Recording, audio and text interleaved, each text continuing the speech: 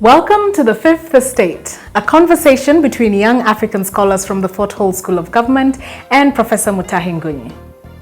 Today we present some hypothetical scenarios regarding the 2017 election. In developing these hypotheses, we draw from some of the submissions we have made over the past 26 weeks.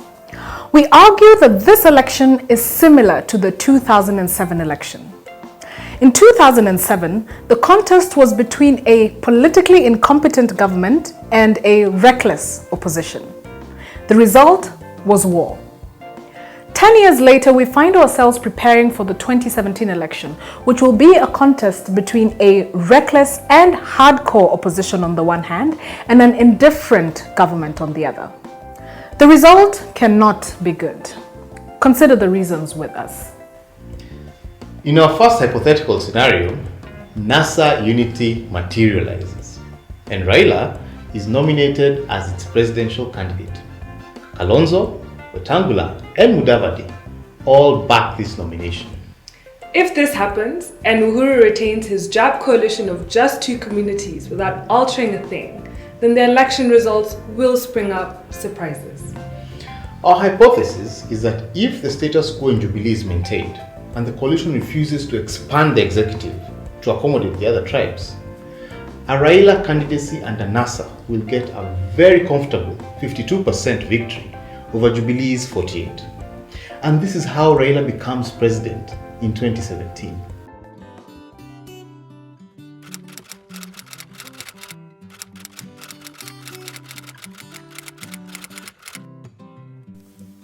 Is it possible that Uhuru has set Raila up over this electoral law? That Uhuru knows Raila's reaction to this law will be violent mass action, and he wants Raila to get violent so that he depicts him as a warmonger. But more fundamentally, maybe Uhuru wants to isolate Raila and precipitate an anti-Raila NASA. But is Raila seeing this drop? Our second hypothetical scenario advances from the position that opposition unity is nothing but political nonsense. Our assumption is that the four presidential aspirants in opposition can never unite. Specifically, unity under Raila is impossible because his political impotence has failed to produce results 3 times. If this position holds, Kalonzo, Mudavadi and Wetangula will unite under NASA, isolating Raila. Whoever becomes their candidate is not important for now. But what is important is that Raila will not take such rebellion kindly. He will bolt out and run alone under ODM. If this scenario plays out, Uhuru will get 48% and NASA's collective 52% will be split into 2. The anti-Raila NASA will get 30% and Raila's ODM will get the remaining 22%. In other words, Raila will be number 3. And this calculation is based on ethnic numbers. Should this happen, a runoff will be inevitable. And in this case, Raila will not be a candidate in the runoff because his number 3 position will have disqualified him. The number 2 candidate to face Uhuru will be from the anti-Raila NASA. In this scenario, Raila is retired. But Uhuru could also get retired. If NASA produces a candidate to face Uhuru in a runoff, their chances of beating Uhuru and reuniting the 52% NASA vote in a runoff are high. Raila followers have made up their minds. Do not confuse them with the facts. And if this is true, Raila will be a candidate with or without NASA. If NASA supports him, he will either win marginally or force a grand coalition like in 2007 if he loses. But there is another radical option in my view. His raw ambition could precipitate the birth of a new opposition. That is, Kalonzo and Mudavadi might decide to betray Raila as a form of revenge. And to do so, they are likely to encourage Raila to boycott the elections and to go on with mass action galore. Then in the heat of the violence, abandon Raila and argue that they stand for peace. If they do so, Kalonzo and Wetangula will have set Raila up as a warmonger.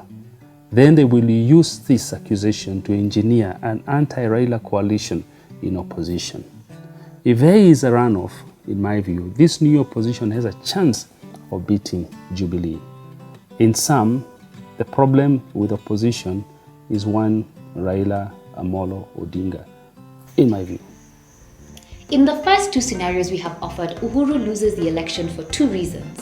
One, he remains rigid and refuses to change the constitution in order to include other tribes in the executive. To the contrary, NASA does exactly the opposite and accommodates as many politicians as possible to create a winning formula. Two, Uhuru relies heavily on tyranny of numbers and his impressive development record. To the contrary, NASA creates a bigger tyranny of numbers using 40 small tribes as opposed to Jubilee's 2 big tribes. But NASA also takes the development record and tarnishes it with corruption claims. In sum, Jubilee is taken out because they fail to adjust to the new realities. And to create a scenario where Jubilee wins, they must negotiate with NASA at zero option. This negotiation, however, should be with segments of NASA. They must convince some of its leaders to abandon the movement and join them. But to do this, they have to offer substantive positions to them. This is why they must create the position of Prime Minister and 2 deputies. If they offer these positions as incumbents, they are likely to be taken more seriously than if Raila or NASA offered these positions. But the important thing here is that they must do it sooner than later. The window for winning other leaders into Jubilee is closing quickly. And Uhuru must not behave like Kibaki, who offered these positions when it was too late and country was burning. If Uhuru offers the position of Prime Minister to Kalonzo today, Kalonzo will abandon Raila with speed and they will win this election by midday. Kalonzo must also be reminded that if he had supported Kibaki in 2007, post-election violence would not have happened. And like in 2007, Kalonzo holds the key to a peaceful election in 2017. But he cannot abandon his ambition to become a mayor minister. If Uhuru can expand his executive and accommodate like-minded people like Kalonzo, in my view, the country will be safe. But in the meantime, I also want to entertain the thought that Kenyans are not stupid. They have studied Uhuru and they have studied Raila. And quietly the ground in Raila's strongholds is beginning to shift. Although I call opinion pollsters voodoo scientists, they are now recording the truth regarding Raila Odinga. The poll by Ipsos this week revealed that Raila has lost ground in Coast, Western and in Ukambani. And although I'm a critic of development, maybe Uhuru's efforts at improving our lives are beginning to pay some dividend. And maybe this is why Raila's ratings have dropped to a low 22% and Uhuru's have gone up to 50%. And maybe development matters after all. Now, if Uhuru can combine development with accommodation of other tribes, then the country, in my view, will be safe.